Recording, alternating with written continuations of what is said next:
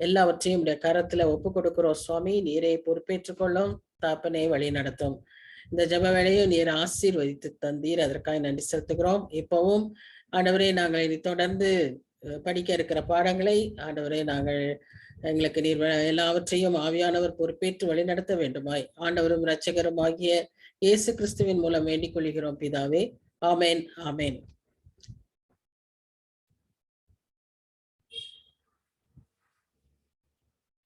ஒருவேளை நான் ஜெபிக்க ஆரம்பிச்சப்போ கேட்கலையோ, சாரி, அத மியூட் எடுக்காம விட்டுட்டேன். எனிவே,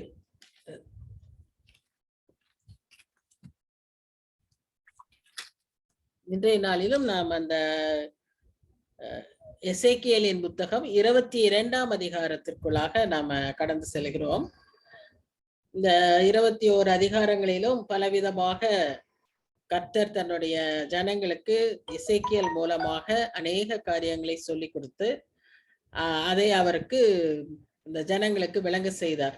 ஊமைகளினால, இன்னும் கதைகளினால, சில பாடல்களினால. கடந்த வாரம் நாம பார்த்தோம், it was a song of sort. அப்படியே பட்டயத்தின் பாடல்களாக இப்படி பல விதத்துல ஆண்டவர் தன்னுடைய ஜனங்களோடு இடைப்பட்டு கொண்டிருக்கிறதை நாம் பார்த்து கொண்டே வந்தோம். இப்பொழுது 22ஆம் அதிகாரத்திலும் அவர் சில காரியங்களை சொல்லுகிறார். தன்னுடைய நியாய தீர்ப்புகளை குறித்து, தன்னுடைய எதிர்பார்ப்புகளை குறித்து சொல்லுகிறதாக நாம் பார்க்கிறோம்.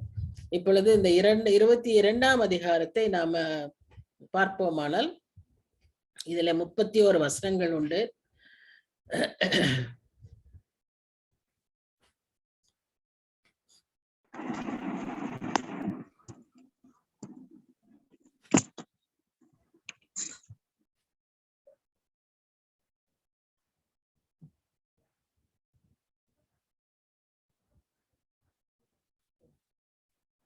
நமக்கு 31 வசனங்கள் உண்டு.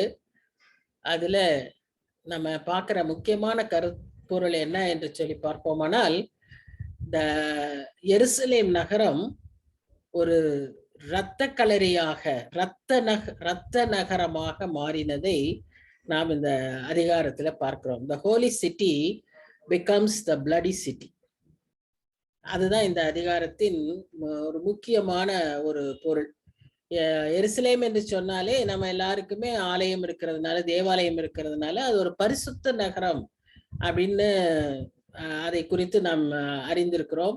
அந்த நகரத்துல தேவன் வாசமா இருக்கிறார், தேவனுடைய ஜனங்கள் இருக்கிற இடம், அப்படியெல்லாம் தான் நம்ம யோசிச்சிருக்கிறோம்.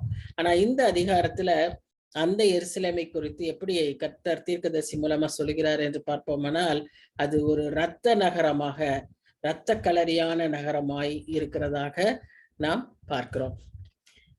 வசனங்களுக்குள்ளாக கடந்து செல்வோம். முதல் வசனத்துல எப்பவும் போல, பின்னும் கர்த்தருடைய வார்த்தை எனக்கு உண்டாகி அவர் அப்படின்னு பார்க்கிறோம். அப்போ இந்த 2, 3, 4 வசனங்களில என்ன வாசிக்கிறோம்னு சொன்னா, இந்த ரத்தம் சிந்துதலை பற்றி அங்க போட்டிருக்கு.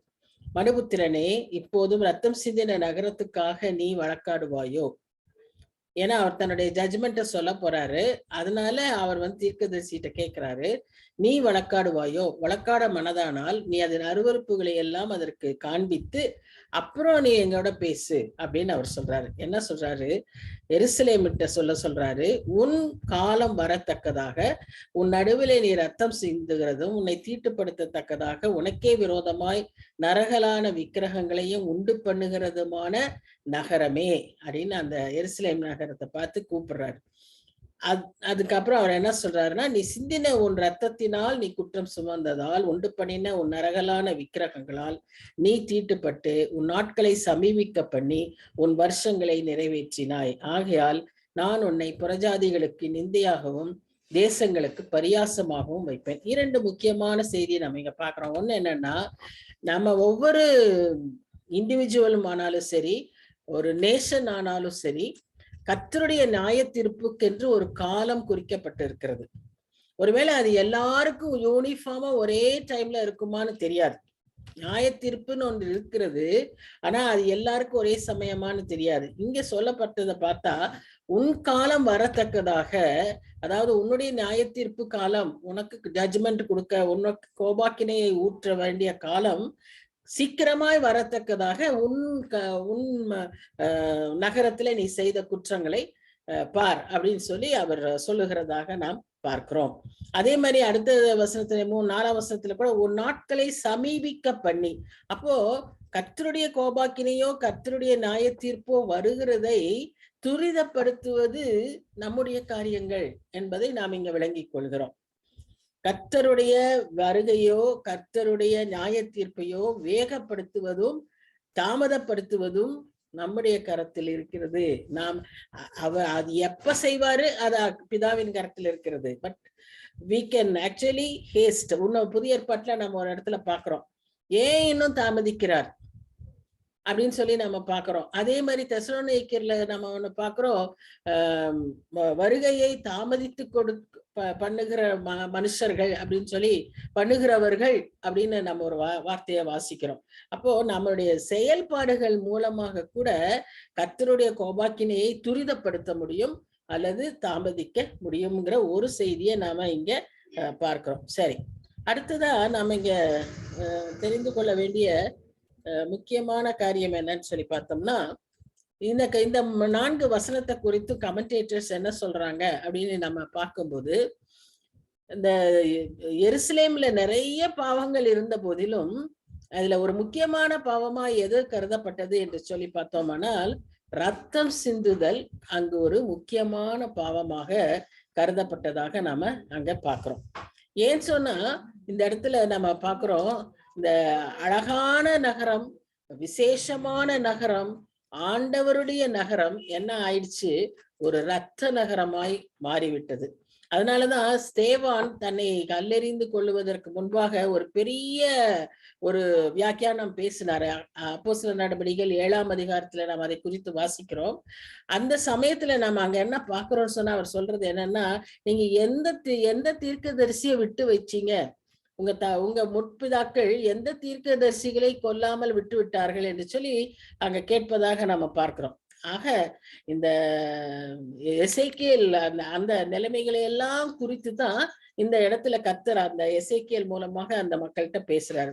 அதே அந்த எருசலேமுக்கு பிளட்டி சிட்டி அல்லது இரத்த நகரம் என்ற பெயர் நாகும் தீர்க்கதரிசி கூட ஏற்கனவே சொன்னதாக நாம பார்க்கிறோம். எருசலேம் எசேக்கியேலுக்கு முன்பாகவே நாகும் தீர்க்கதரிசி அவ்விதமாக நினிவே பட்டணத்தை குறித்து சொன்னார். நினிவே அசீரியர்கள் பட்டணம். அந்த அசீரியர்களுடைய காரியமும் எருசலேமின் காரியமும் ஒன்றாய் போயிடுச்சு. இங்க எருசலேம் ஒரு பரிசுத்த நகரம், ஆனா அங்கேயும் இந்த விதமாய் ஆகிவிட்டதை நாம் அங்க பாக்குறோம். இது மனாசே காலத்துல நம்ம வாசிக்கிறோம். மனாசே காலத்துல என்னாச்சுன்னு சொன்னா, 4 திசைகளிலுமே ரத்தம் சிந்து, நகரத்தின் 4 மூலைகளிலும் ரத்தம் சிந்துவதாக நாம வாசிக்கிறோம். சோ அப்படி கொடிய ராஜாக்கள் இருந்திருக்கிறாங்க எருசலேம்ல.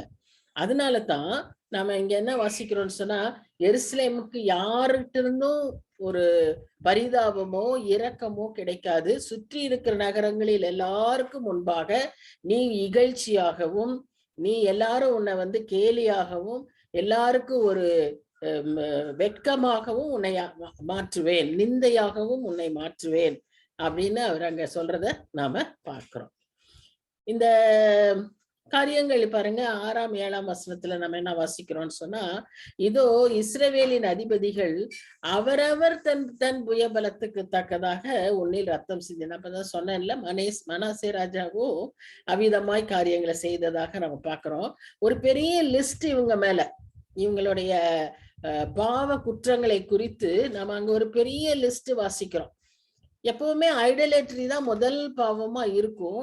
ஆனா இந்த அதிகாரத்துல மர்டர், கொலைய முன்னால சொல்லிக்கிறேன். ஏன்னா அது எல்லாவற்றை காட்டிலும் இந்த காரியம் அந்த காலகட்டத்துல அதிகமாயிடுச்சு. கொஞ்சம் கொஞ்சமா அவங்களுடைய deterioration of their spiritual life நம்ம பார்த்துக்கிட்டு வரோம்.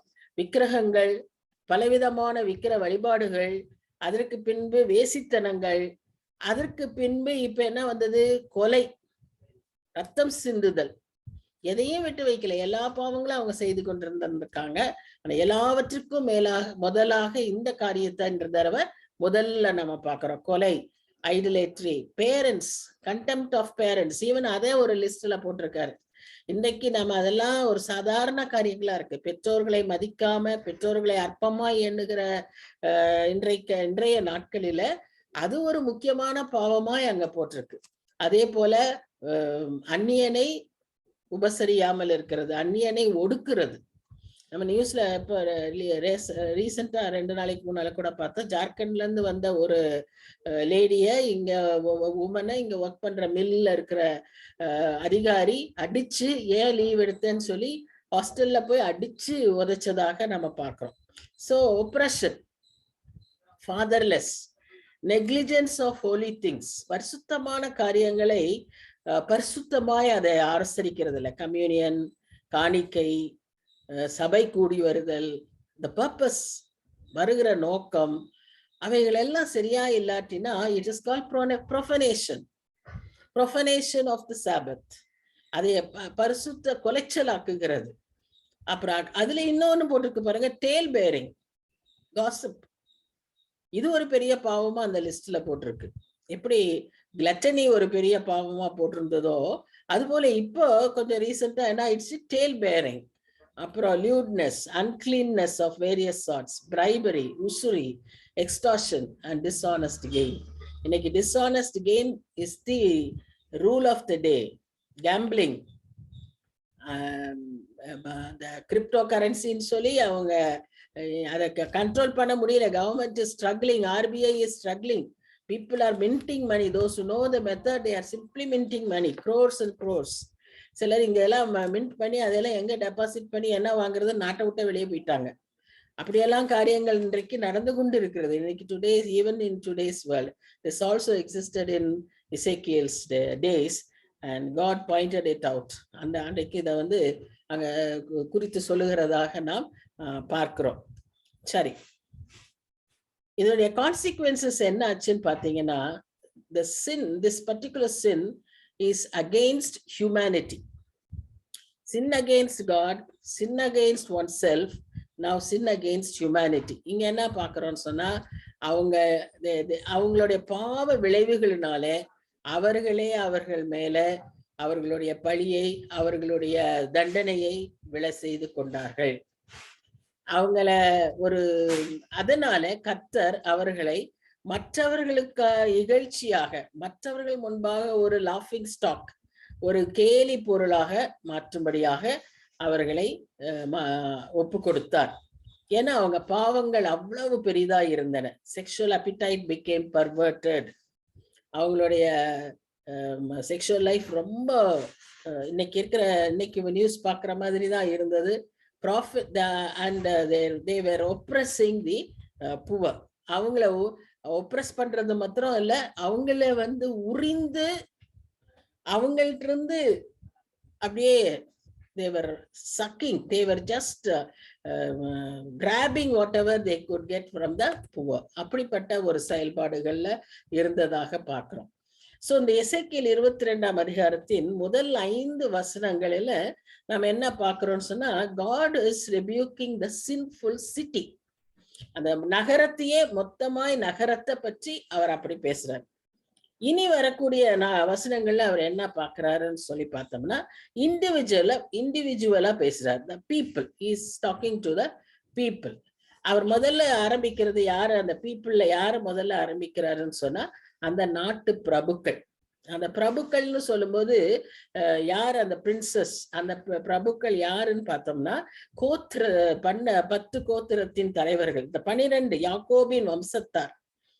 அது வடபகுதியில இருந்து இஸ்ரேல் பகுதியில இருந்தாலும் சரி, தென் பகுதியாகிய யூதேயா தேசத்துல இருந்தாலும் சரி, அவர்களை பிரபுக்கள் என்று சொல்லி இந்த இடத்துல அவர் சொல்றாரு. இன்னைக்கு எசேக்கியேல் குறிப்பா பேசுறது யூதேயா தேசத்தாருக்கு தான். ஆனா இந்த பகுதிகளில் நம்ம வாசிக்கிறோம், he was also talking, pointing to people in the northern kingdom. அங்க இருக்கிறவர்களையும் குறித்து பேசுவதாக நாம பார்க்கிறோம். அப்ப இதுல முக்கியமா அவங்களுடைய தவறு என்னன்னு சொல்லி பார்த்தீங்கன்னா, இந்த பிரபுக்களுக்கெல்லாம் அதிகமான அதிகாரம் கொடுக்கப்பட்டிருந்தது. ஆனா அந்த அதிகாரத்தை அவர்கள் தவறாக பயன்படுத்தி அதிநிமித்தமாய் அநேகரை ரத்தம் சிந்த வைப்பதும் அநேகரை கொலை செய்வதுமாய் அவர்கள் செயல்பட்டதாக நாம வாசிக்கிறோம். 2 ராஜாக்கள் 21:16, 24:4 நம்ம வாசிக்கும் போது அதை நாம குறிப்பிட்ட சொன்னது போல மனாசேயுடைய பயங்கரமான ஒரு நிலைமையை நாம அங்க பாக்குறோம். 2 ராஜாக்கள் 21:16, 24:4 இதுல எல்லாம் வாசிக்கிறப்போ நாம பாக்குறோம். அந்த மாதிரியாக எவ்வளவு தன்னுடைய அதிகாரத்தை பயன்படுத்தி ரத்தம் சிந்துதலுக்கு ஏதுவாக காரியங்களை செய்ததாக நாம அந்த இடத்துல பாக்குறோம். அடுத்ததாக நாம் என்ன பாக்குறோம்னு சொன்னா, இவங்கள்ட்ட இன்னொரு முக்கியமான ஒரு பெரிய காரியம் என்னவா இருந்துச்சுன்னு சொன்னா, பெற்றோர்களை மதியாமல், பெற்றோர்களுக்கு கொடுக்க வேண்டிய கணத்தை கொடுக்காம, அவர்களை கவனிக்காம இருந்ததற்காக அவர்கள் மேல கர்த்தர் கோபாக்கினையை ஊற்றுகிறதை நாம் பார்க்கிறோம். அப்போ பெற்றோரை கனப்படுத்துறது மிகவும் அவசியம். ஏன்னு சொன்னா நம்ம பாக்குறோம், யாத்திராகமம் 20ஆம் அதிகாரம் 12ஆம் வசனங்கள்ல நம்ம வாசிக்கிறோம், அந்த பெற்றோரை கனப்படுத்துவதை குறித்து அந்த கட்டளையை கொடுத்திருக்கிறார். அது மாத்திரம் அல்ல, அந்த ஒரே ஒரு 10 கற்பனையில அந்த ஒரு கற்பனைக்கு தான் ஒரு ப்ராமிஸும் அட்டாச் பண்ணியிருக்கிறார். என்ன, நீ இந்த தேசத்துல உன்னை வாழ்நாள் நீடித்திருக்கணும், நீ இங்க சுகமா வாழணும்னு சொன்னா நீ உன் பெற்றோரை கனப்படுத்தணும் அப்படின்னு சொல்லி அந்த ஒரு ப்ராமிஸ் அதோடு அட்டாச் பண்ணியிருக்கிறத பாக்குறோம். இன்றைக்கு அவங்க அந்த தேசத்தை விட்டே துரத்தி விடப்படுகிற ஒரு சூழ்நிலை, அவங்க சொந்த தேசத்தை விட்டு வேற ஒரு தேசத்துக்கு சிறையிருப்பாய் போக வேண்டிய சூழ்நிலைக்கு ஒரு காரணம், அவர்கள் தங்களுடைய பெற்றோர்களை கனப்படுத்த மறந்து விட்டார்கள். இன்றைக்கும் நமக்கும் கூட எபேசியர் 6ஆம் அதிகாரம் 1-3 வசனங்கள்ல பவுல் நமக்கு அதை ஞாபகப்படுத்துகிறார். பெற்றோர்களுக்கு நாம கனம் பண்ணுவது நமக்கு இது நம்முடைய கடமை, கீழ்ப்படிவது நம்முடைய கட்டளை என்று சொல்லி நம்ம பார்க்கிறோம். சோ கொலை செய்யறதுக்கும் கர்த்தருடைய கோபாக்கினை ஊற்றப்படுகிறது, பெற்றோர்களை கவனிக்காமல் இருந்தாலும் கோபாக்கினை ஊற்றப்படுது. அப்புறம் 2 பாவங்களுமே ஒரே சரிசமமா இருக்கிறத நம்ம பார்க்கிறோம். இதுல ஏதோ ஒரு பெருசு, ஒரு பெரிய கொடிய பாவம், இது கொஞ்சம் லைட்டு அப்படின்னு நினைக்கிறதுக்கு இன்னைக்கு வாய்ப்பே கிடையாது. God treats both equally. So honoring parents is as equal and as good as nation not shedding blood, not committing murder. So such a important value is given to the respect of parents. So இப்ப நம்ம 8:9 நம்ம என்ன வாசிக்கிறோம் சொன்னா, என் பரிசுத்த வஸ்துக்களை அசட்டை பண்ணி ஓய்வு நாட்களை பரிசுத்த கொலைச்சல் ஆக்கினேன். சோ அந்த நம்ம அன்றைக்கே பார்த்த விதமாக அந்த பழைய ஏற்பாட்டு மக்களுக்கு நியாயப்பிரமாணத்தின் பிரகாரம் ஓய்வு நாட்களை அனுசரிப்பது மிக மிக அவசியம். அது it shows the respect of the relationship with God. கர்த்தரோடு கூட இருக்கிற உறவை நாம் கனப்படுத்துவதின் அடையாளமாகத்தான் இந்த ஓய்வு நாளை அனுசரிக்கிறதும் பரிசுத்த வஸ்துக்கள், அதாவது நம்ம இப்ப கம்யூனியன் எடுக்கிறோம் இல்லையா, அந்த மாதிரி அந்த காரியங்களும் அதற்கு அடையாளமாக நாம அந்த இடத்துல நம்ம பார்க்கிறோம். அப்போ இங்கே நம்ம என்ன வாசிக்கிறோம்னு சொல்லி பாத்தீங்கன்னா, 9ஆம் வசனத்தில் வாசிக்கிறபடி இந்த பிரபுக்களுடைய முக்கியமான பாவங்கள் என்னன்னு சொன்னா, தங்க ஜனங்களை ஒடுக்குறது மாத்திரம் அல்ல, கர்த்தருக்கு கொடுக்க வேண்டிய மகிமையையும் அவர்கள் கொடுக்காமல் போனதினால அவங்க எல்லா தவறுகளும் செய்து அவர்கள் தாங்க கர்த்தருக்கு செய்ய வேண்டிய காரியங்களை எல்லாம் எங்க போய் செய்யறாங்க, மலைகளின் மேல போய் மலைகளுக்கு இப்படி பலிகளை செலுத்துகிறவர்களாய் அவர்கள் அங்க செய்கிறத நாம பார்க்கிறோம். சோ அப்போ அந்த ஓய்வு நாளுக்கான கர்த்தரோடு கூட இருக்கக்கூடிய அந்த உறவை அவர்கள் கனப்படுத்த தவறிவிட்டார்கள். சோ கர்த்தர் அதை ஒரு முக்கியமான ஒரு பாவமா அந்த இடத்துல சொல்லுவதாக நாம் பார்க்கிறோம். சோ முதல்ல கொலை, ரத்தம் சிந்துதல். இரண்டாவதாக தன்னுடைய ஜனங்களை ஒடுக்குதல், தங்கள் அதிகாரத்தை வைத்து தன்னுடைய ஜனங்களை ஒடுக்குதல். இது ஏதோ ராஜாக்கள் செய்ததாகவோ பிரபுக்கள் செய்ததாகவோ இங்க வாசிக்கிறபடி மாத்திரம் அல்ல. இன்றைக்கு நம்முடைய ஆபீஸ்ல the power that is given to us, the responsibility that we hold, how are we exercising it? அது எந்த லெவல்ல இருந்தாலும் சரி, சின்ன லெவல்ல டொமஸ்டிக் லெவல்ல இருந்தாலும் சரி, or it may be even up to the level of your office. But whatever may be, நம்ம subordinates, how do we treat? It is very important. God is watching all these things. நம்ம வந்து ஏதோ தப்பு பெரிய அதுகளை மாத்திரம் தான் கர்த்தர் பார்ப்பாருன்றதல்ல, கர்த்தர் இதையெல்லாம் கவனிக்கிறாருங்கிறது தான் நம்ம இதை வாசிக்கிறப்போ நமக்கு உணர்த்துகிற ஒரு முக்கியமான காரியம். இவ்வளவு நுணுக்கமா பார்க்கிறாரு. And then what is your interest in coming to church? What is your attitude when you take the communion? Do you humble yourself? Do you repent for the sins? Do you acknowledge your sins? இல்ல நீங்க கம்யூனியனுக்கு போய் வர்றது எல்லாம் கூட நம்ம பார்க்கும்போது இந்த தாழ்மை நம்ம இடத்துல இருக்கிறதா? நிறைய சமயங்கள்ல அவங்க இப்படி போய் வர்றதெல்லாம் நிறைய பேர் அந்த கம்யூனியன்ல, நான் சின்ன வயசுல எல்லாம் கோயில்ல உட்கார்ந்து இருக்கும் போது பார்ப்பேன். நல்லா இருக்கும் இந்த கிறிஸ்துமஸ் இந்த மாதிரி எல்லாம் பார்த்தா எல்லாம் கிராண்டா கலரா டிஃப்ரெண்ட் சாரீஸ் நல்லா ஆனா உட்காந்து அதெல்லாம் வாட்ச் பண்ணிக்கிட்டு இருப்பேன். மேபி அது சின்ன வயசுல நான் அப்படி பார்த்துக்கிட்டு இருந்தேன். பட் இப்போ நான் யோசிச்சு பார்க்கிறேன், what is it we are parading about? I'm not saying நமக்கு பட்டு சாரி கட்டக்கூடாதுன்னு சொல்லல நம்ம, but what is our attitude? What is our level of heart when we go to the altar, when we receive communion, when we offer tree? என்ன இதுல நம்ம எடுத்து இருக்கிறதுல எடுத்து போடுறோமா?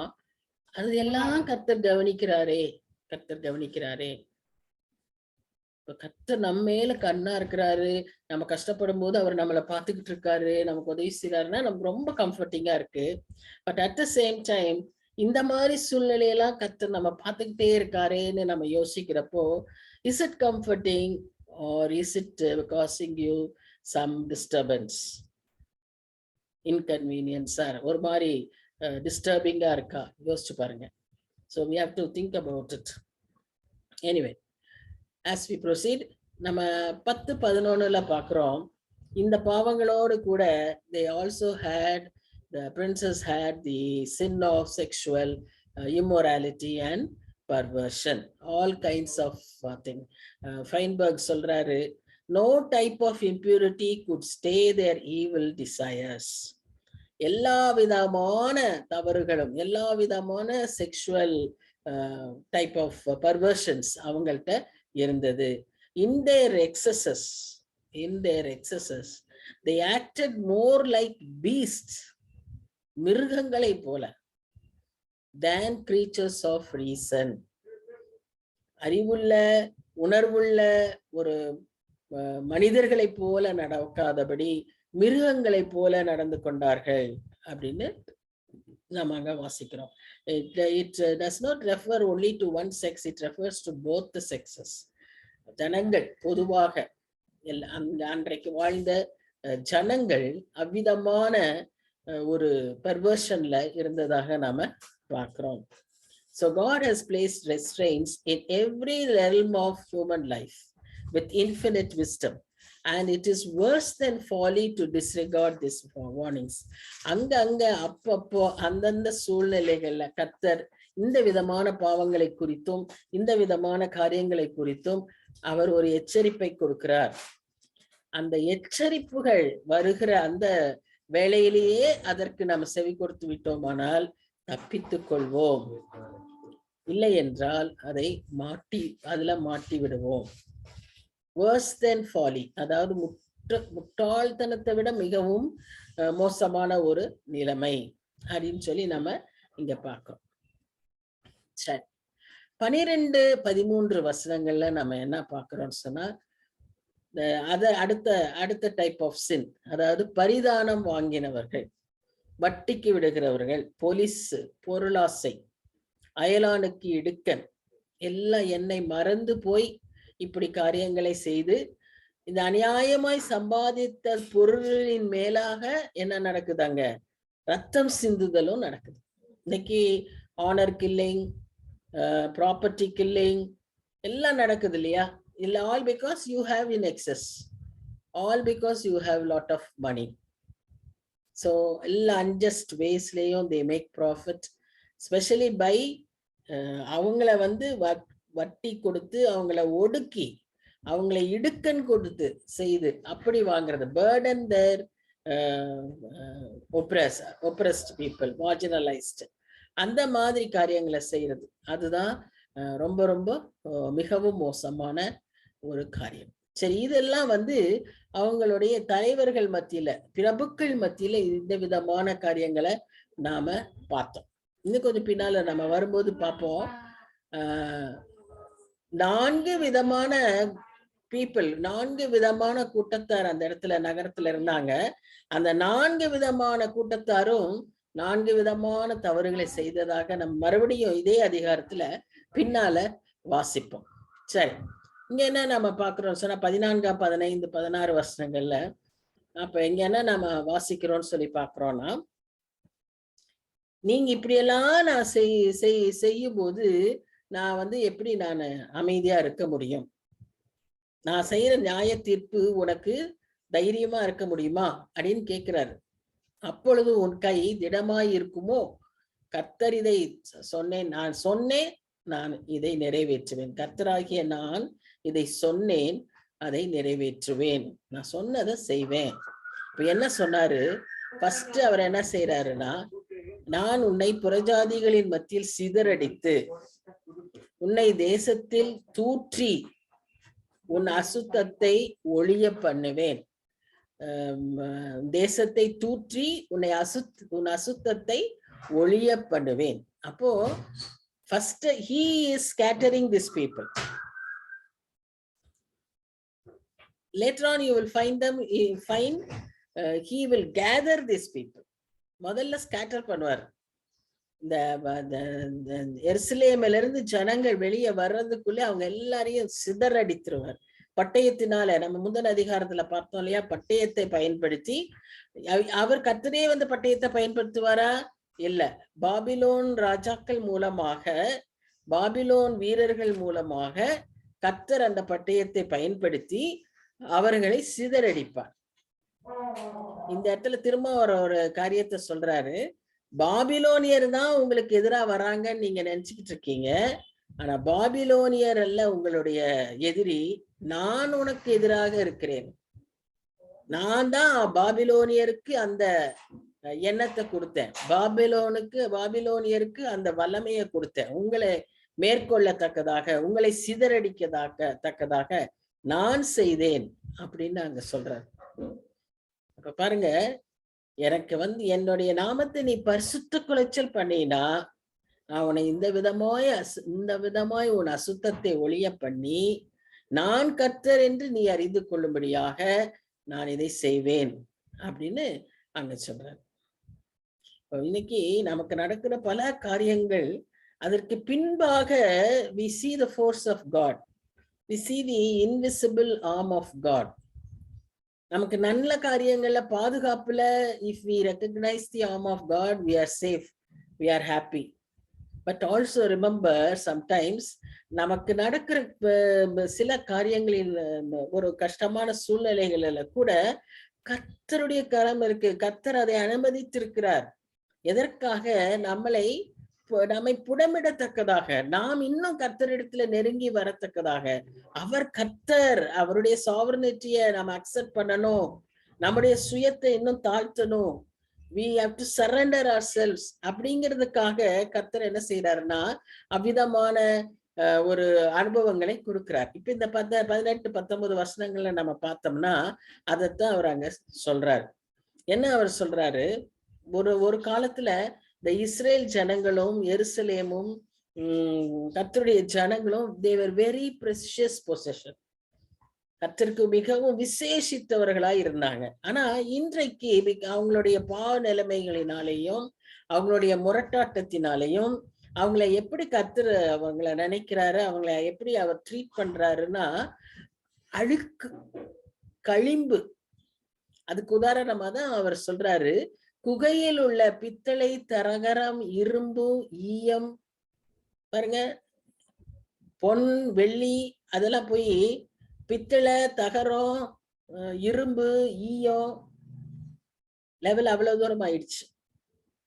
அதுலயும் களிம்பு, களிம்பாய் போனார்கள். அந்த களிம்புன்னு சொல்றதுதான் அசுத்தம், அழுக்கு.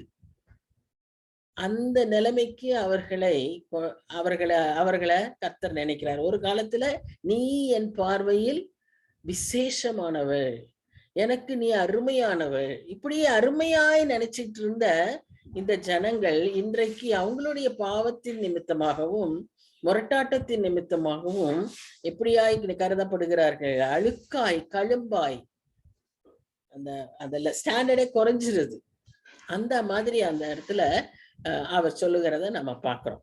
இப்போ களிம்பாய் போனபடியால் இதோ நான் உங்களை எருசலேமுக்குள் சேர பண்ணுகிறேன். திரும்ப என்ன பண்றாரு? முந்தினவதி வசனங்கள்ல நம்ம பார்த்தோம், அவர்களை சிதறடித்தார். இப்பொழுது என்ன செய்யறாரு? அவங்களை எல்லாரையும் அழைத்து இங்க எருசலேமுக்குள்ள சேர்த்துறாரு. எதற்கு? உருவாக்குவதற்காக, திரும்பவும் அவர்களை உருவாக்க, அவர்களை புடமிட.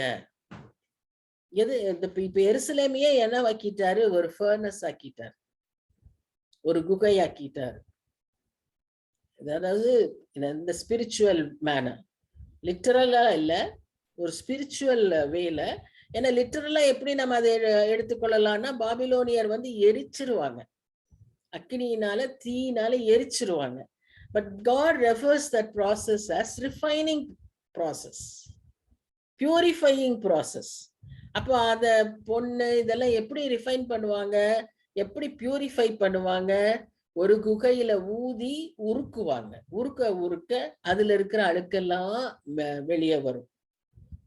அது போல இப்ப இஸ்ரேலையே அந்த எருசலேமை ஒரு குகையாக்க மாற்றி இந்த இஸ்ரவேல் ஜனங்களை, சிதறடித்த ஜனங்களை எல்லாம் திரும்ப எருசலேமுக்குள்ள கூட்டிட்டு what is his purpose?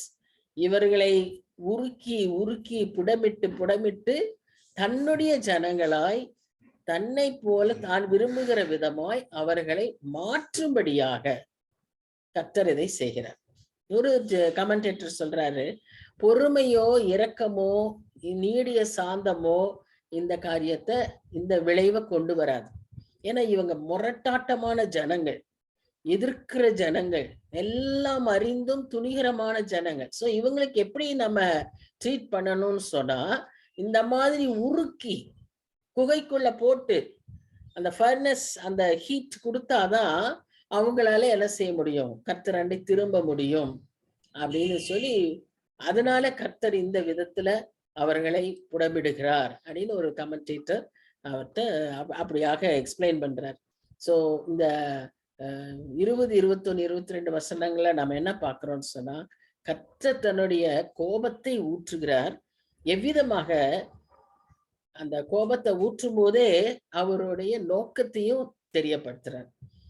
Not to destroy but to restore. ஆனா ப்ராசஸ் டிஃபிகல்ட் தான். Why? Because of our rebellion, rebellious nature. Process ரொம்ப பெயின்ஃபுல். Process burning. அக்கினிய ஊதுவேன்றாரு. ஆனா அதை அழிக்கிறதுக்கல்ல, உன்னை உருவாக்க. அப்ப அந்த அக்கினி ஊதும் போது நம்ம மேல இருக்கிற அந்த அழுக்கெல்லாம் போயிடும். அழுக்கெல்லாம் போகிற வரைக்கும், களிம்பெல்லாம் போகிற வரைக்கும் அவர் அக்கினி ஊத வேண்டியதா இருக்கும்.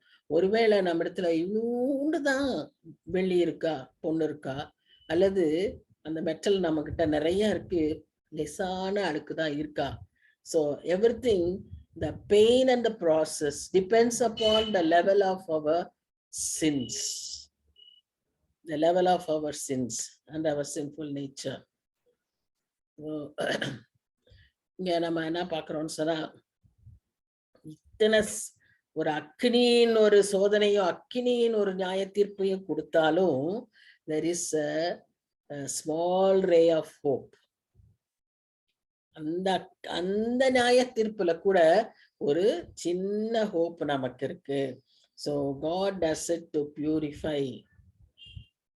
நாம அவங்களுடைய சிறையிருப்பு, அவங்களுடைய அனுபவங்கள் எல்லாம் அந்த விதமா இருந்தா கூட அதுலயும் அவர் ஒரு நம்பிக்கையை தருகிறார். 1 கொரிந்தியர் 3ஆம் அதிகாரம் 13-16 வசனங்கள்ல நம்ம பார்க்கிறோம். எப்படி இதே அனுபவத்தை அங்கேயும் விவரிக்கிறாரு. ஒருவேளை அந்த அக்கினியின் சோதனையில நீங்க உங்களுடைய ஆவிக்குரிய வாழ்க்கையோ அல்லது நீங்க செய்கிற ஊழியங்களோ, நீங்க செய்த நற்காரியங்களோ, இந்த கிங்டம் வேல்யூஸோ அடி பஸ்மமா போயிட்டா கூட அடி அக்னியில் அகப்பட்டு தப்பித்து போன கொள்ளியை போல அப்படின்னு சொல்லி அங்க பாக்குறோம். அப்படிப்பட்ட அட்லீஸ்ட் அந்த நிலைமையிலாவது தப்பித்து கொள்ளும்படியாக தான் அந்த சோதனைய கர்த்தர் அலோவ் பண்றாருன்னு சொல்லி நாம பாக்குறோம். சோ இந்த ஃபயர் ஃபர்னேஸ் இதனுடைய பெயின் இதனுடைய அனுபவங்கள் எல்லாம் நம்ம உபாகமம் 4ஆம் அதிகாரத்திலும் ஏசாயா 1ஆம் அதிகாரம் 25ஆம் வசனங்களிலும் நாம் இதை குறித்தும் வாசிக்கிறோம். ஏன்னா இட் இஸ் டெஃபினெட்லி பெயின்ஃபுல். அக்னியில உருக்கின்னும் போது நம்முடைய வாழ்க்கையிலும் அது எவ்வளவு கஷ்டமா இருக்கும் இல்லையா, எவ்வளவு கடினமான ஒரு ப்ராசஸா இருக்கும். ஆனா கர்த்தர் இதை செய்யணும்னு விரும்புறதே இல்லை. அவர் அதை தடுக்கிறதற்காகவே அநேக தரம் அவர் நமக்கு எச்சரித்து கொண்டே இருக்கிறார். அநேக தரம் நம்மோடு கூட இடைப்படுகிறார். வழியில குறுக்க நிற்கிறார். ஆனாலும் நம்முடைய பாவ நிலைமை எப்படி இருக்குன்னா அதை பற்றி உணர முடியாதபடி அந்த காரியங்களை எல்லாம் நாம அதற்கு ஒரு முக்கியத்துவம் கொடுக்காதபடி நாம என்ன செய்யறோம், இந்த பாவ இதுலயே சிக்கி உழன்று போய் இந்த காரியங்களை காதுல கூட விழுகிறது இல்லை. So God has to intervene like this in a very painful way, but even now not to destroy us but to purify us. இது பல இடங்கள்ல அவர் கர்த்தர் செய்துட்டே இருக்காரு. இன்சைட் அவர் family, even in our family, because family is a place where we remember God, where we have God as the head of the family. இப்போ ஒரு பாடியும் ஒரு ஹெட்டும் இருந்தா ஹெட்டுக்கும் பாடிக்கும் நல்ல கோஆர்டினேஷன் இல்லைன்னா then how can the body function இல்லையா? without head the body cannot function. brain dead அப்படின்னு சொன்னாங்கன்னா அந்த person cannot do anything. ஃபுல்லா பாடி எல்லாம் நல்ல மசில்லா நல்ல ஹேல் அண்ட் ஹெல்த்தியா இருந்தா கூட if the brain is dead then he cannot do anything. But without brain, only body is there, then also nothing can be done. Without body, only brain is there, again nothing can be done. So Christ is the head of the family. Now the family members are the body, so we must have a good coordination with God. அதே மாதிரிதான்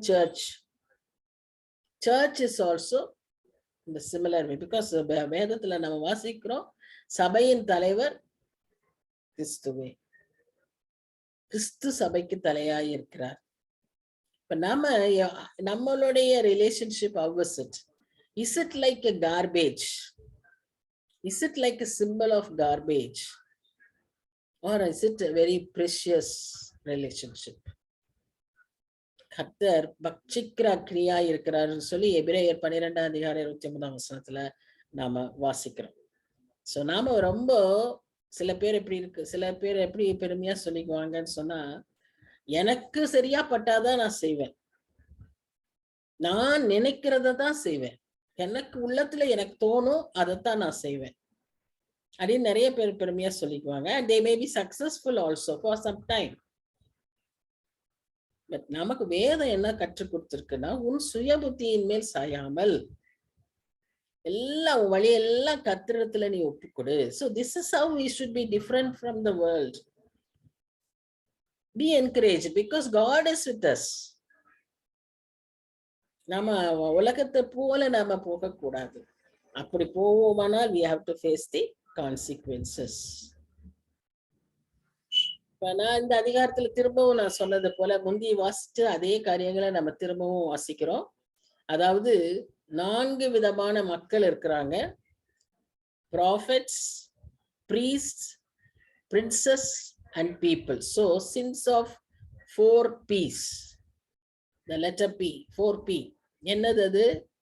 யார் அந்த 4P? Prophets, priests, princes and people. இந்த profits முதல்ல என்ன செய்யறாங்கன்னு சொன்னா, அந்த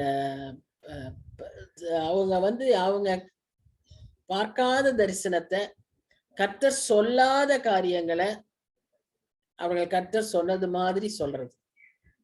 இங்க முதல்ல அவங்க என்ன செய்யறாங்கன்னு சொன்னா, சிங்கம் இறை கவ்வுகிறது போல ஆத்துமாக்களை அவர்கள் பட்சிக்கிறார்கள். நிறைய ஏதாவது ஒரு ஜெபம் செய்யறதுனா கூட அதுக்கு நிறைய, இந்த ஜெபத்துக்கு இவ்வளவு ரேட்டு, இந்த தீர்க்க தரிசனம் ஒரு கல்யாணத்தை பத்தி ஒண்ணு சொல்றாங்கன்னா அதுக்காக வேண்டி நிறைய பணம் வாங்குறது. இப்படி this kind of ஹேபிட் அந்த நாட்கள்ல இருந்தே இருக்கு. விலையுயர்ந்த பொருள்களை வாங்கிக் கொள்கிறார்கள். இதனால அநேகர் விதவைகளாகுகிறார்கள். So this kind of ஒரு materialistic, prosperous kind of prophecy, இது ஃபர்ஸ்ட் அவங்க செய்த தப்பு. இரண்டாவது, இந்த ப்ராஃபிட்ஸ் மறுபடியும் நம்ம பின்னால கூட வாசிப்போம்.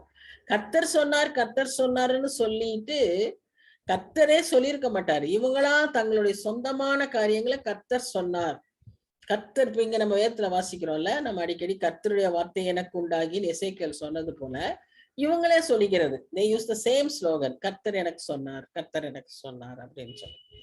அது அந்த ப்ராஃபிட் செஞ்ச பாவங்கள். இந்த பிரீஸ்டுகள் செஞ்ச பாவங்கள் என்னன்னு சொன்னா, பிரீஸ்டுடைய வேலை, முக்கியமான வேலை என்னன்னு சொன்னா, ஜனங்களை குறித்து கர்த்தரிடத்துல ஜனங்களுக்காக பரிந்து பேசுவதும், கர்த்தரை குறித்து ஜனங்களுக்கு இடத்துல விளக்கி சொல்லுவதும். So they should be a priest should be an intercessor, and also priest should be a teacher. He should teach God's standards to the people. He should teach the word of God to the people. எப்படி வாழணும், என்ன செய்யணும், கர்த்தர் எதை விரும்புகிறார், இப்படி இது சரியல்ல, பரிசுத்தத்திற்கும் அசுத்தத்திற்குள்ள வித்தியாசத்தை அவர்கள் காட்டணும், வேற்றுமையை காட்டணும். பரிசுத்தம் உள்ளதற்கும் பரிசுத்தம் இல்லாததற்கும் வித்தியாசம் பண்ணாமலும், அசுத்தம் உள்ளதற்கும் அசுத்தம் இல்லாததற்கும் உண்டான வேற்றுமையையும் காண்பிக்காமல் இருந்தது. அது மாத்திரமல்ல, ஓய்வு நாட்களுக்கு தங்கள் கண்களை மூடிக்கொள்கிறார்கள். ஓய்வு நாட்கள்ல நடக்கிற அத்தனை அக்கிரமங்களுக்கும் ஆசாரியர்கள் கண்களை மூடிக்கொள்கிறார்கள். அப்போ அவர்கள் நடுவிலே நான் கனவீனப்படுத்தப்படுகிறேன். பரிசுத்த வஸ்துக்களை பரிசுத்த கொலைச்சல் ஆக்குகிறார்கள். Is it not very true of our churches? Even today in our churches, all these things happen literally word by word. உலகத்துல நடக்க வேண்டிய எல்லா காரியமும் சர்ச்சுக்குள்ள நடக்குது. So priests were doing this. அடுத்த குரூப் ப்ராஃபிட்ஸா அந்த மாதிரி ஃபால்ஸ் ப்ராஃபஸியும், மக்களை மக்கள்கிட்ட இருந்து பணங்களை பிடுங்கிறதும், மெட்டீரியலிஸ்டிக்காவும் ப்ராஸ்பரஸ் ப்ராஃபஸிஸும் சொல்லி அவங்கள ஒடுக்குனாங்க. ப்ரீஸ்ட் என்ன பண்றாங்க, அவங்க செய்ய வேண்டியபடியே அவங்க செய்யாம, எது தவறு எது சரி, எது பரிசுத்தம் எது அசுத்தம், இதெல்லாம் இந்த வித்தியாசத்தை அவங்க வாழ்க்கையிலையும் காணோம், அவங்க சொல்லி கொடுக்கவும் இல்லை, சபைக்கும் சொல்லி கொடுக்காம இருந்ததுனால இந்த தண்டனை. மூன்றாவதாக, இந்த பிரீஸ்ட பத்தியதான் இங்க அதிகமா சொல்லப்பட்டிருக்கு. ஆரோன் காலத்துல இருந்து எப்படி பிரீஸ்ட்க்கு என்னென்ன பொறுப்புகள் கொடுக்கப்பட்டிருக்கு, லேவியராகமத்துல உபாகமத்துல இங்கெல்லாம் நம்ம வாசிக்கிறோம். ஆனா அந்த விதமான காரியங்களை அவங்க செய்யாததுனால கர்த்தர் ஜனங்கள் மேல கோபமாய் இருக்கிற தேசத்தை அழிக்கும்படியாக அவர் முடிவெடுத்தார். மூன்றாவதாக, அங்கிருந்த பிரபுக்கள், பிரின்சஸ். ப்ராஃபிட்ஸ் பார்த்துட்டோம், பிரீஸ்ட் பார்த்துட்டோம், இப்போ பிரின்சஸ். இந்த பிரின்சஸ் எப்படி இருக்காங்கன்னு சொன்னா, ஓநாய்களை போல இருக்காங்க. அநியாயமாய் பொருள் சம்பாதிக்கிறாங்க, ரத்தம் சிந்துகிறதுக்கு ரெடியா இருக்காங்க, ஆத்துமாக்களை கொள்ளையாடுகிறார்கள். No difference between a priest, no difference between a prophet and the prince. They all use their power. ப்ராஃபிட்க்கு ஒரு பவர் இருக்கு, மக்கள் ஜனங்க ஓடுறாங்க அவங்கள நம்பிட்டு. பிரீஸ்டுக்குன்னு ஒரு அதிகாரம் இருக்கு, அவர் ஹோலி அப்படின்னு, ஒரு holy people, holy group, sect அப்படின்னு அவங்கள வச்சிருக்காங்க. இவங்க தங்களுக்கு கொடுக்கப்பட்ட செல்வத்தினாலும் பொறுப்புகளினாலும் அதிகாரத்தை யூஸ் பண்ணி எல்லாரும் செய்கிற ஒரே காரியம் அநியாயமாய் சம்பாதிக்கிறதும், அநியாயமாய் ரத்தம் சிந்துதலும், ஜனங்களை கொலை செய்வதிலும், ஆத்துமாக்களை கொள்ளையாடுகிறது. இதுல காமனா எல்லாரும் இருக்காங்க. இப்படிப்பட்ட நாட்டுல அங்க இந்த மாதிரி இப்ப ஃபால்ஸ் ப்ராஃபிட்ஸ் என்ன செய்யறாங்களா, அவங்க செய்யறதுக்கு ஒரே ஒரு அடையாளமா இங்க சொல்லியிருக்கு, அன்டெம்பர்டு மார்ச்சரை வச்சு ஒரு சுவரை கட்டுனாங்க. அதாவது சாந்து பூசுறாங்க. Whitewash their own impure motives and let the people astray. திரும்ப அதே இந்த ப்ராஃபிட்ஸை குறித்து தான் இந்த இடத்துல மறுபடியும் சொல்லப்பட்டதுன்னா, சொன்னது முதலே சொல்லிட்டேன். அது இங்க 28ஆம் வசனத்துல சொல்லப்படுது. அத முதல்ல ப்ராஃபிட்ஸ் எப்படி மக்களுடைய பணங்களை பிடுங்கினாங்க, இப்ப எப்படி பொய்யா சொல்லி மக்களை ஏமாத்துறாங்க. அதற்கு ஒரு ஒரு ஒரு எக்ஸாம்பிள், ஒரே ஒரு வார்த்தை என்ன சொல்லியிருக்குன்னா, அன்டெம்பர்டு மார்ச்சர். அதாவது சாந்து பூசுறாங்க. மண்ணால் செய்யப்பட்ட சாந்தை பூசுகிறார்கள். செய்யற தப்பெல்லாம் செஞ்சுக்கிட்டு அதுக்கு மேல ஒரு சாந்த பூசிடுறாங்க. இந்த நாட்டுல அங்க இருக்கிற மக்கள் எப்படிப்பட்டவர்களா இருப்பார்கள்? இப்படிப்பட்ட ஆசாரியர்கள், இப்படிப்பட்ட தீர்க்கதரிசிகள், இப்படிப்பட்ட அதிகாரிகள் இருக்கும்போது மக்கள் எப்படி இருப்பாங்க? அவர்களைப் போலவே தான் இருப்பாங்க.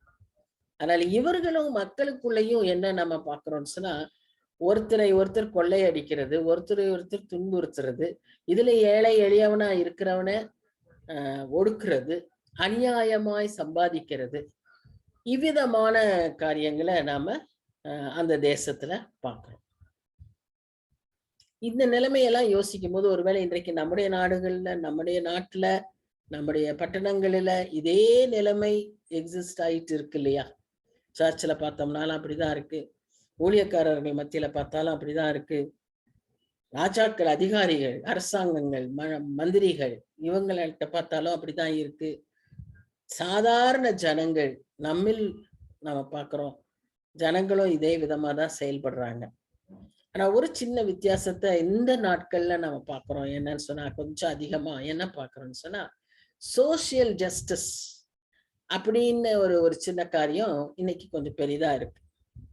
பெண்களுக்காக பேசுறது, ஏழை எளிய மக்களுக்காக, ஒர்க்கர்ஸ்க்காக, லேபரர்ஸ்க்காக, ஃபார்மர்ஸ்க்காக, இப்படி குரல் கொடுத்து எழும்புகிற ஆர்கனைசேஷன்ஸும் யங்ஸ்டர்ஸும் இன்றைக்கு கொஞ்சம் அதிகமா இருக்கிறாங்க. சோசியல் ஜஸ்டிஸ் அப்படின்னு சொல்லி இந்த மாதிரி காரியங்களுக்கெல்லாம் நம்ம நியாயம் கேட்கணும், குரல் கொடுத்து பேசணும், மக்கள் அவங்கள குறித்த கன்சர்ன்டா இருக்கணும் அப்படின்னு சொல்லி இன்னைக்கு இந்த டெவலப்மெண்ட் நம்ம மாடர்ன் ஜென்ரேஷன்ல பாக்குறோம். Well and good, it is very good. அது ஒரு ரிலிஜன் மாதிரியே ஆயிடுச்சு. அதுக்கு ஒரு பெரிய அளவு ஆர்கனைசேஷனும், அதுக்கு ஒரு பெரிய அளவு கூட்டங்களும் ஜனங்களும் அப்படியெல்லாம் வர ஒரு பெரிய ஒரு நிலைமைய நம்ம பார்த்துட்டோம். ஆனா எப்பவுமே ஞாபகம் வச்சுக்கணும், சுவிசேஷத்துக்கு இந்த சோசியல் ஜஸ்டிஸ் ஒரு நாளும் சப்ஸ்டிடியூட் ஆக முடியாது. சுவிசேஷ வேலைக்கும் ஊழியத்திற்கும் social justice can never be a substitute.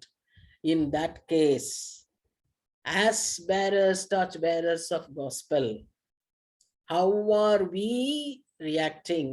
How are we responding? Those who know the word of God, those who know the gospel, how are we dispelling the darkness in our society? Social justice is like putting a band-aid to a dying person. சாக இருக்கிறவனுக்கு ஒரு Band-Aid கட்டுற மாதிரி social justice. ஆனா எதிர்பார்ப்பு என்ன? அந்த சாக கிடக்கிற அந்த மனுஷனுக்கு சுவிசேஷத்தை சொல்லி நம்பிக்கையின் வார்த்தையை கொடுக்க வேண்டியது ஒரு கிறிஸ்தவனுடைய வேலை, சுவிசேஷகனுடைய வேலை. அப்படிப்பட்ட ஒரு உன்னதமான பணியும் பொறுப்பு நம்ம கையில கொடுத்துக்கப்படுவது, நாம அதை எப்படி அபியாசிக்கிறோம்? இவ்வளவு காரியங்களை நம்ம எருசலேமில் இருக்கிற அக்கிரமத்தை பார்த்தோம்.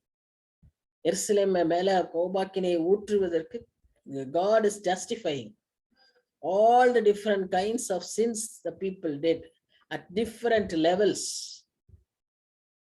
which is very, very relevant, which is very, very true as of our society today.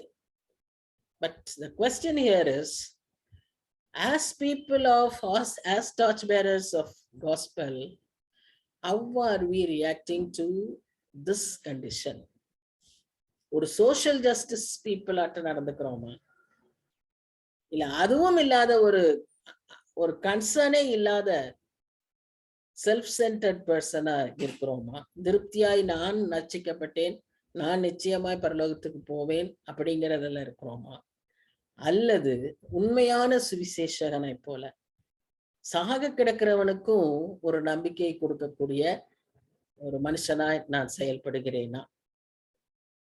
இந்த நிலைமையை பார்த்துதான் அந்த முக்கியமான அந்த வசனம் 22ஆம் அதிகாரத்திலேயே மிக முக்கியமான வசனம் எதுன்னு சொன்னா அந்த 30ஆம் வசனம். நான் தேசத்தை அழிக்காதபடிக்கு திறப்பில் நிற்கவும் சுவரை அடைக்கவும் தக்க மனுஷனை தேடினேன், ஒருவனையும் காணேன். இங்க தெளிவா சொல்லப்பட்டிருக்கு. இந்த இடத்துல தேசத்தை அழிக்காம இருக்கிறதுக்கு, ஏன் தேசத்தை அழிக்காம இருக்கணும்னா, தேசத்தின் பாதுகாப்புல, தேசத்தின் சுவற்றில there is a gap, there is a breach. பிரீச்னா என்ன? ஒரு உடன்படிக்கையை முறிந்து போன நிலைமை, அல்லது ஒரு ப்ராமிஸ் அதை கீப் அப் பண்ணாம இருந்த ஒரு நிலைமை, அல்லது ஒரு கேப், ஒரு பிளவு. இப்போ இந்த பிளவை கர்த்தர் என்ன செய்யறாரு, என்ன எதிர்பார்க்கிறாரு? அந்த பிளவுல நின்று அதை அடைக்கத்தக்கதாக ஒரு மனுஷனை தேடினேன், ஒருவனையும் காணேன். இப்போ நம்ம இத 2 விதமா நம்ம பார்க்கணும். இந்த நேஷனல் டிஸ்ட்ரக்ஷனை தடுக்கிறதுக்கு God is expecting a person to stand in the gap. அந்த ஒரு பர்சனாலதான் அந்த டிஃபரன்ஸ் உண்டாக்க முடியும். அந்த ஸ்டாண்ட் இன் த கேப்ப யார் செய்ய முடியும்? இது 2 விதமா நம்ம அப்ரோச் பண்ணலாம். One is specific approach, the other is generic approach. இந்த ஸ்பெசிபிக் அப்ரோச்னு சொல்லும்போது அது எந்த விதத்துல, ஒரு ஆவிக்குரிய விதத்துல நம்ம பார்க்கும்போது, கர்த்தருக்கும் பாவமுள்ள மனுஷனுக்கும், பரிசுத்தமுள்ள கர்த்தருக்கும் பாவமுள்ள மனுஷனுக்கும் இப்ப என்ன ஏற்பட்டது? ஒரு பெரிய பிளவு ஏற்பட்டிருக்கிறது. நல்ல லிஸ்ட் ஆஃப் சின்ஸ் நம்ம பார்த்துட்டோம். இந்த பிளவு, இந்த கர்த்தருக்கும் பரிசுத்தத்துக்கும் அசுத்தத்திற்கும் நடுவே இருக்கிற இந்த பிளவை பிரிட்ஜ் பண்றதுக்கு ஒரு தனிப்பட்ட மனுஷனால முடியாது.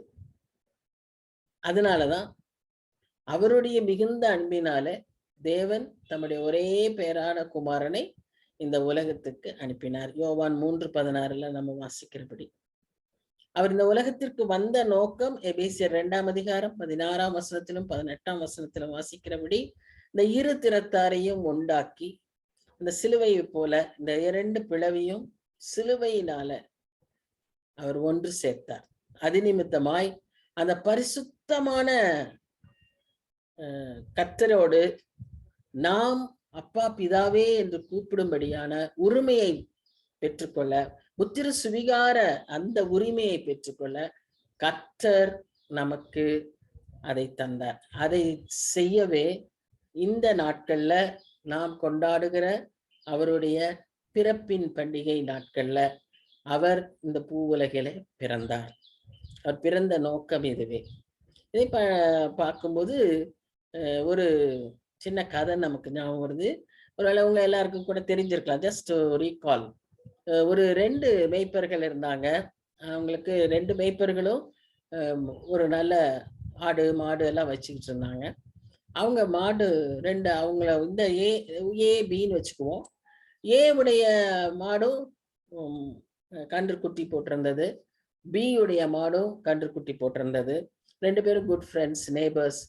திடீர்னு என்ன ஆயிடுச்சுன்னு சொன்னா, இந்த ஏவோட மாடு இறந்துருச்சு. கண்ணுக்குட்டி மாத்திரம் இருக்கு. அது அழுதுகிட்டே இருக்கு. அதுக்கு பால் கிடைக்கல.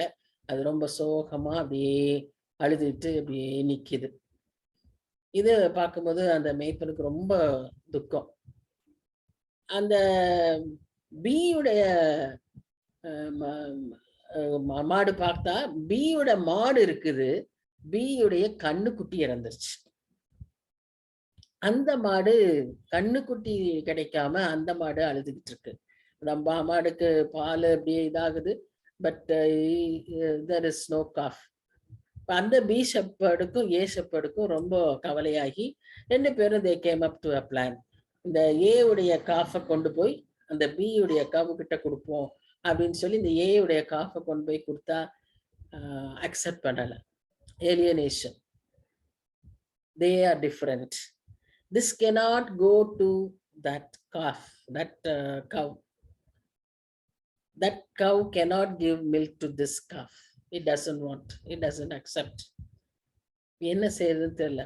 என்ன செஞ்சாங்கன்னா, அந்த செத்து போன கண்ணுக்குட்டியுடைய தோலை எடுத்து இந்த கண்ணுக்குட்டி மேல போட்டு, ஏவுடைய கண்ணுக்குட்டி மேல போட்டு கொண்டுட்டு போய் அந்த காஃப் கிட்ட கவு கிட்ட கொடுக்கும்போது அந்த தன்னுடைய ஓன் அந்த ஸ்மெல், அந்த ஓன் இதனால that cow accepted this calf.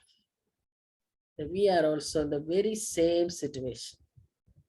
God in his holiness cannot accept our sinful nature.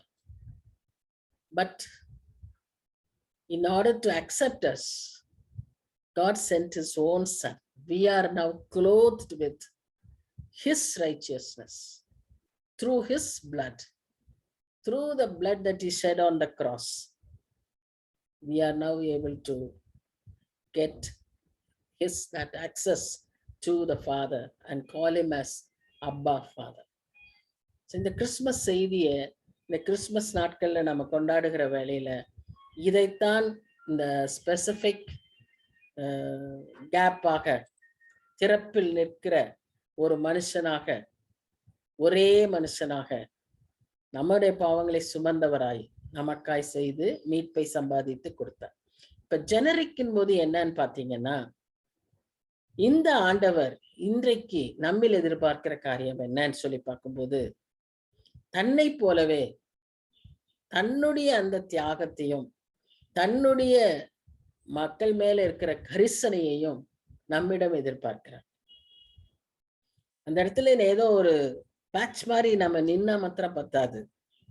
நாம அவர்களுக்காக ஜெபிக்கிறவர்களாகவும் அந்த பர்சன் இருக்கணும்னு சொல்லி அவர் எதிர்பார்க்கிறார். தேசத்தை அழிக்காதபடிக்கு திறப்பில் நிற்கவும் சுவற்றை அடைக்கவும், 2 காரியத்தை அங்க நம்ம செய்யணும். We must stand, we must be able to stand, we must have the qualification to stand in the gap and plead for others. So இந்த காரியத்தை கர்த்தர் நம்ம இடத்துல எதிர்பார்க்கிறார். அப்போ அப்படி நாம நிற்கிறதுக்கு தகுதி உள்ளவர்களாய் இருப்போம். அன்றைய நாட்கள்ல ஒருத்தரையும் காணும். எரேமியா இருந்தாரு, ஆனா எரேமியாவுக்கு அதிகாரம் இல்லாததினால எரேமியாவால அதை செய்ய முடியல. எசேக்கியேல் இருந்தாரு, எசேக்கியேல் பாபிலோன்ல இருந்து அவர் தீர்க்கதரிசியாய் அறிவிக்க வேண்டியது இருந்ததுனால அவராலையும் செய்ய முடியல. அதனாலதான் கர்த்தர் என்ன சொல்றாரு, நான் ஒரு மனுஷனையும் காணேன். God wants to do it through us. சில காரியங்களை கர்த்தர் செய்து முடித்து விட்டார். சில காரியங்களை கர்த்தர் நம்மை கொண்டு செய்ய விரும்புகிறார், நம்மிடத்தில் தேடுகிறார். இன்றைக்கு நாம் அப்படிப்பட்ட மனுஷனாக திறப்பில் நிற்கக்கூடியவராக இருப்போமா? கர்த்தர் நமக்காக செய்த அந்த பெரிய தியாகத்தை நினைத்து இன்னைக்கு நாம கர்த்தரை அப்பா பிதாவேன்னு கூப்பிடக்கூடிய உரிமையை நமக்கு கொடுத்திருக்கிற அந்த புத்திர சுவீகாரத்தை நினைத்து நாம் இன்றைக்கு அதை செய்ய முயற்சிப்போமா? சோ அதைத்தான் கர்த்தர் நம்ம கிட்ட எதிர்பார்க்கிறார். This indicates that at times God honors a single man's commitment. தனி மனுஷனா நீ எடுக்கிற சின்ன தீர்மானத்தையும் கர்த்தர் கனப்படுத்த விரும்புகிறார், கர்த்தர் அங்கீகரிக்கிறார், கர்த்தர் எதிர்பார்க்கிறார். He doesn't want a big gathering, பெரிய efficient கூட்டம், பெரிய band of people. He doesn't want. He wants only a single person with a humble commitment. God will honor us. நம்ம அதுல ஒருவராய் இருப்போமா? இந்த 31ஆம் வசனத்துல நம்ம என்ன வாசிக்கிறோம்னு சொன்னா, என் கோபத்தை ஊற்றி நீங்க அப்படி இல்லாததுனால என் மூர்க்கத்தை அவர்கள் மேல சுமர பண்ணுவேன். I will punish them. அது எந்த இதுலயும் திருப்ப மாட்டேன். யூஸ்வலா நம்ம என்ன பார்ப்போம், கர்த்தர் அவருடைய கோபத்தை மாற்றி போடுவார் அவருடைய இரக்கத்தின் நிமித்தமாக. இங்க என்ன சொல்றாருன்னா, நான் அதை மாற்ற மாட்டேன், நான் அதை திருப்ப மாட்டேன் அப்படிங்கிற. So finally, I just want to close with this thought. See, it would be good to remember 3 things about interpreting judgment passages. இது வரைக்கும் நம்ம ஒரு 21 அதிகாரத்திலையுமே நம்ம 22ஆம் அதிகாரத்தையும் சேர்த்து நியாய தீர்ப்புகளை குறித்து அதிகமாய் படித்து கொண்டே வந்தோம். இல்ல 3 முக்கியமான காரியங்களை குறித்து நம்ம ஞாபகம் வச்சுக்கணும். First is that God's anger is not the opposite of God's love. நிறைய பேர் சொல்லுகிற மாதிரி கர்த்தருடைய அன்புக்கு எதிர்ப்பதமாய் கர்த்தருடைய கோபம் அல்ல. It is actually an expression of God's love. God's judgment is an expression of God's love. ஏன் சொன்னா, God loves the people and God the people suffer பண்ண, மற்ற மக்களை சஃபர் பண்ண வைக்கிறதுனாலதான் God gets angry. ஏழை எளிய மக்கள் ஒடுக்கப்பட்டதுனாலதான் God gets angry. வீக்கர் செக்ஷனை, வல்னரபிள் பீப்புளை அவங்க அஃபெக்ட் பண்ணதுனாலதான் God gets angry. ரெண்டாவது பாயிண்ட் நம்ம நினைக்க வேண்டியது என்னன்னு சொன்னா, God's anger and judgment exist in order to get people to change their behavior. நம்மை உருவாக்க, நம்மை மாற்ற. God never delights when he is angry. அவர் சந்தோஷப்படுறதே இல்லை. திரும்ப திரும்ப திரும்ப திரும்ப சொல்றது, இரக்கம் செலுத்தும் போதும் மன்னிக்கும் போதும் தான் அவர் சந்தோஷப்படுறார். ஒரு பாவி மனம் திரும்பும் போது அவர் சந்தோஷப்படுகிறார். அவர் கோபத்தை ஊற்றும் போது அவர் சந்தோஷப்படுறதே இல்லை. வேதனையோடு அவர் அதை செய்கிறார். மூன்றாவதாக, நம்முடைய பாவத்தை நாம அதிகமா பார்க்காம, நியாய தீர்ப்பு நடக்கும்போது பொதுவா ஜனங்களுடைய ரியாக்ஷன் எப்படின்னா, நம்முடைய சொந்த பாவத்தை பற்றி யோசிக்காம அடுத்தவனுடைய பாவத்தை பற்றி யோசித்து அதனாலே இந்த மாதிரி ஆச்சு. ஆனா மத்தேயு சுவிசேஷத்துல தெளிவா நமக்கு திரும்ப ஞாபகப்படுத்துறது என்னன்னு சொன்னா, இப்படிப்பட்ட நியாய தீர்ப்பின் சமயங்களில நம்மில் இருக்கக்கூடிய, நம்முடைய கண்களில் இருக்கக்கூடிய அந்த பெரிய logs in our eyes, அதை மறந்துட்டு மற்றவங்க கண்கள்ல இருக்கிற சின்ன சின்ன தூசிய பார்த்து இதனால கர்த்தர் அவங்கள தண்டிச்சாருன்னு சொல்லக்கூடிய பாயிண்டிங் அவுட், அப்படிப்பட்ட ஆட்டிடியூட் நம்ம இடத்துல இருக்கக்கூடாது. These are the 3 important things we should remember whenever we come across God's judgment. God's judgment often happens in between. அப்பப்ப நடந்துகிட்டே இருக்கு. நம்ம ஏதோ கடைசியில அவர் கொடுக்குற அந்த கடைசி நியாய தீர்ப்பு தான் இல்ல, அதுக்கு முன்பாகவே நமக்கு சின்ன சின்ன அடிகளை கொடுத்து, சாஸ்டைஸ்மெண்ட் கொடுத்து, ஒரு சின்ன சின்ன நியாய தீர்ப்பு கொடுத்து, சின்ன சின்ன கோபத்தை ஊற்றி நமக்கு கர்த்தர் பாட சொல்லி கொடுத்துக்கிட்டே இருக்காரு. நம்ம ஆட்டிடியூட், நம்ம ரெஸ்பான்ஸ் எப்படி இருக்கு? இந்த சிந்தனையோடு நாம் இந்த 22nd சாப்டர் முடிப்போம். கொஞ்சம் டைம் ஆயிடுச்சு. Let's pray. அன்பின் தகப்பனே, இந்த 22ஆம் அதிகாரத்தின் மூலமாகவும் நீர் எங்களுக்கு கற்றுக் கொடுத்த ஆவிக்குரிய பாடங்களை ஆண்டவரே நாங்கள் சிந்திக்கவும் அபியாசிக்கவும் எங்களுக்கு நீர் கிருபை தரும்படியாய் ஜெபிக்கிறோம் சுவாமி. உம்முடைய வார்த்தைகள் வல்லமை உள்ளதா இருக்கிறது, உண்மை உள்ளதா இருக்கிறது. நீர் என்ன எதிர்பார்க்கிறீர் என்பதை தெளிவாய் சொல்லி கொடுக்கிறீர் சுவாமி. உம்முடைய தகுதிக்கு, உம்முடைய எதிர்பார்ப்புக்கு ஏற்ற விதமாய் எங்கள் ஒவ்வொருவரையும் தகப்பனே நீர் உயர்த்தும்படியாய் நாங்கள் ஜெபிக்கிறோம். அதற்கேற்ற விதமாய் நாங்கள் எங்களை தாழ்த்தும்படியாய் எங்களுக்கு கிருபை தாரோம். ஆண்டவரே, எங்களை நாங்கள் தாழ்த்துகிறோம்.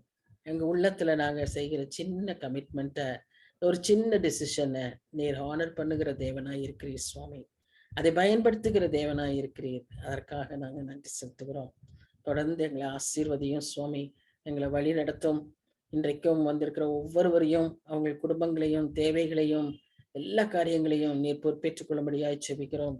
கொடுத்து வருகிற நல்ல சுகத்திற்காக நன்றி செலுத்துகிறோம். தொடர்ந்து காத்துக்கொள்ளும், பாதுகாப்பை கட்டளையிடும். ஆண்டவரே, வர இன்றைக்கு முடியாத மக்களையும் நீர் ஆண்டவரே அடுத்த வாரத்துல நீர் அழைத்து வாரும். எல்லா காரியங்களையும் நீர் பொறுப்பேற்றுக் கொள்ளும் சுவாமி.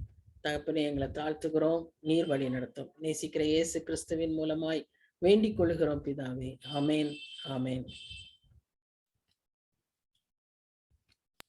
Thank you, Auntie. Thank you very much. Thank you. Thank God you. bless you.